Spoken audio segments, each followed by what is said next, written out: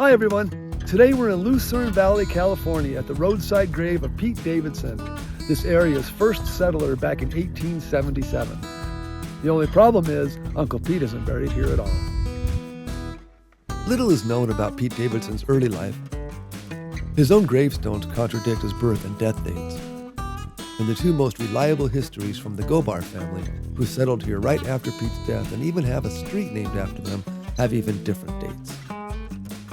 But a good guess is that Uncle Pete was born in Scotland around 1826 and migrated to America in the 1860s or 1870s by sea. As a miner by trade, Pete found work in the local mines, and by 1873 he had filed many mining claims of his own in the area with varying success.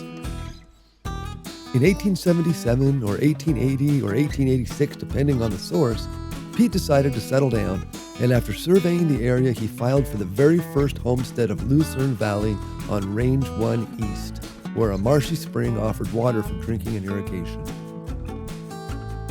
Now, the Homestead Act of 1862 was designed to entice people like Pete to settle in the West.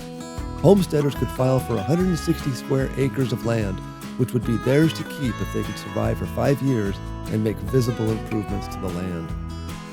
Pete built himself a small adobe house right near the spring, planted some trees, and became Rabbit Springs' first permanent resident. Some of the cottonwood trees he planted are still standing today. Homesteading near a water source in the middle of the desert has obvious advantages. People traveling in the desert need water and a place to stay, and Pete's adobe house on Rabbit Springs soon became a successful way station. For 50 cents you could get a meal, clean water, and a free place to spend the night. Pete earned the nickname Uncle Pete because he was such a gracious host. He would help anyone in need as long as you passed his keen eye for troublemakers. If you didn't, you were sent on your way. Pete's keen eye would later earn him the title of Justice of the Peace, the first in Lucerne Valley. In the 1880s, Uncle Pete's way station at Rabbit Springs was the only place to get clean water and hospitality for miles. In fact, the entire valley was called Rabbit Springs at the time.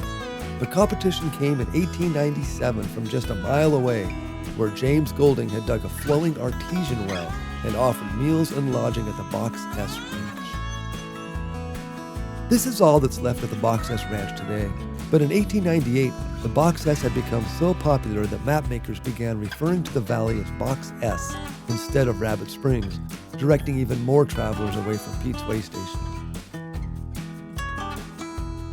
And Uncle Pete's troubles didn't stop there.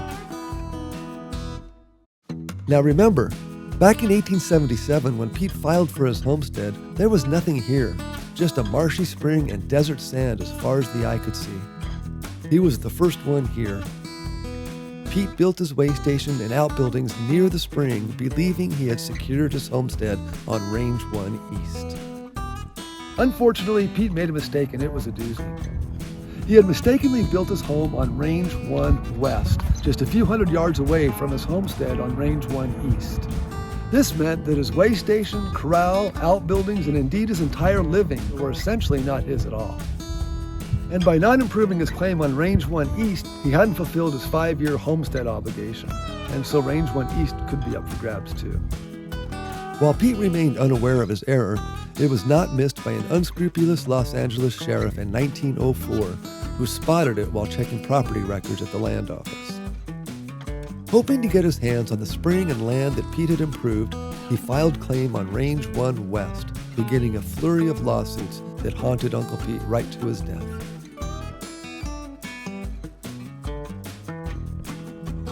Ultimately, Uncle Pete won the lawsuits and claimed to Rabbit Springs, but he never knew it.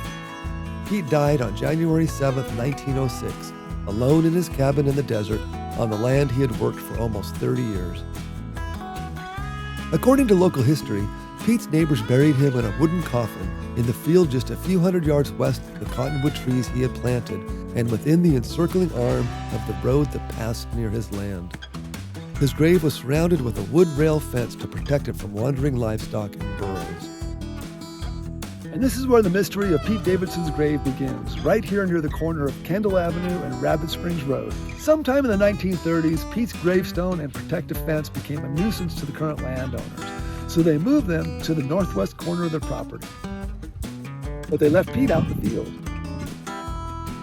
Over the following years, Pete's grave monument was victim to bad weather, bad drivers, and bad people, and by the 1940s it was in pretty bad shape.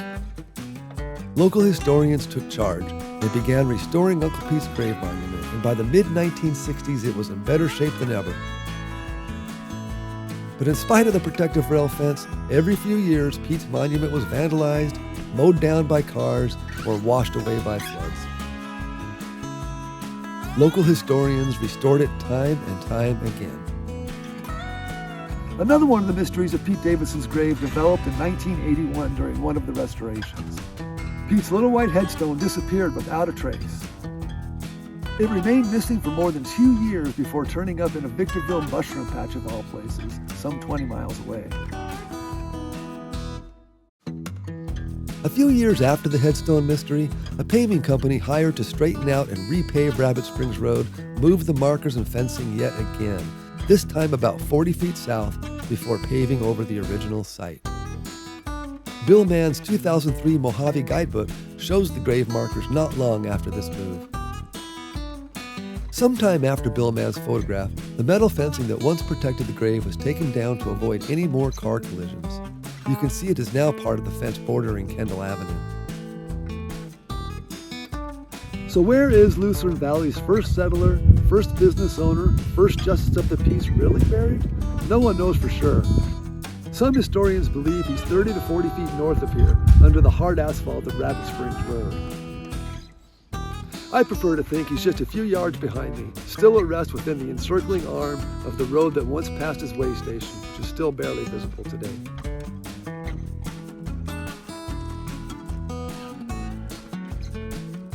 Even though his grave markers have moved around quite a bit over the years, they're still here, respectfully maintained by the Rabbit Springs locals and historians for over 120 years.